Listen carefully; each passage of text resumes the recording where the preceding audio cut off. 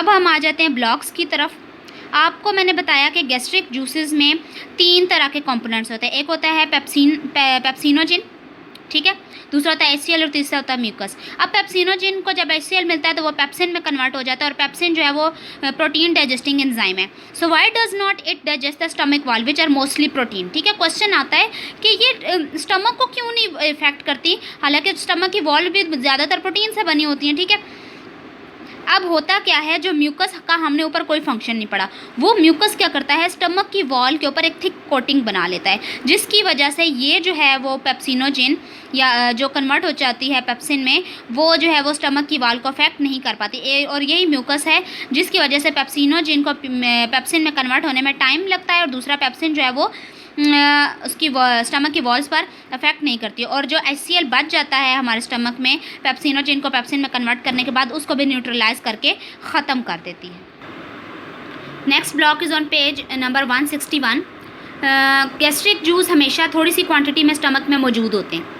जब बाइट हमारी ऑरल कैविटी में होता है ना, तो मैसेज एक निकलता है ब्रेन से और वो जाता है स्टमक के पास कि तुम अपना गैस्ट्रिक जूस जो है वो सिक्रीट करना शुरू कर दो। जब फूड स्टमक में आ जाती है तो अगर उसमें फूड में प्रोटीन थोड़ी हो तो गैस्ट्रिक जूस ज़्यादा सिक्रीट नहीं किए जाते, उन जो मौजूद होते हैं उन्हीं से काम चला लिया जाता है। लेकिन अगर फूड में प्रोटीन की अमाउंट बहुत ज़्यादा है तो गैस्ट्रिक जूस ज़्यादा सिक्रीट होना शुरू हो जाते हैं, और जो पहले से गैस्ट्रिक जूस मौजूद था वो डाइजेशन स्टार्ट कर देता है प्रोटीन्स की, और उनको कन्वर्ट कर देता है पेप्टाइड्स में। पेप्टाइड्स होती हैं वो प्रोटीन की यूनिट होती हैं, पेप्टाइड्स मिलकर प्रोटीन्स बनाती हैं। ठीक है, अब ये जो पेप्टाइड्स बनती हैं प्रोटीन से, ये स्टमक के वॉल के कुछ सेल्स को स्टिमुलेट करती हैं, एक सिग्नल देती हैं कि तुम एक हार्मोन जो है वो रिलीज़ करो। Hormone is a basically a chemical messenger.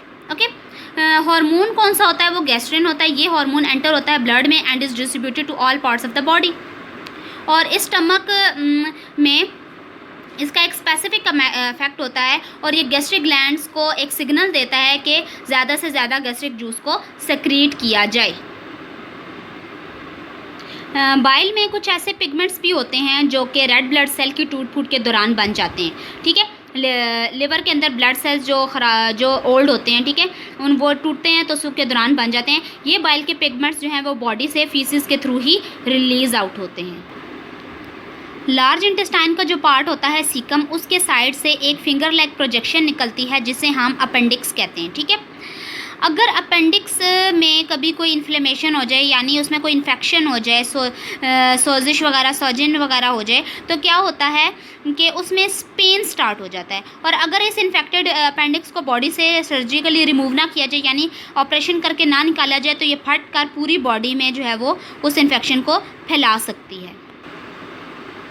Colon जो पार्ट होता है उसमें लार्ज इंटेस्टाइन का, उसमें कुछ बैक्टीरिया होते हैं। ठीक है, वो प्रोड्यूस करते हैं विटामिन के, that is most necessary for the coagulation of blood की कोगुलेशन के लिए वो जो है वो बहुत ज़रूरी होता है विटामिन के, यानी खून के जमने के लिए बहुत ज़रूरी होता है।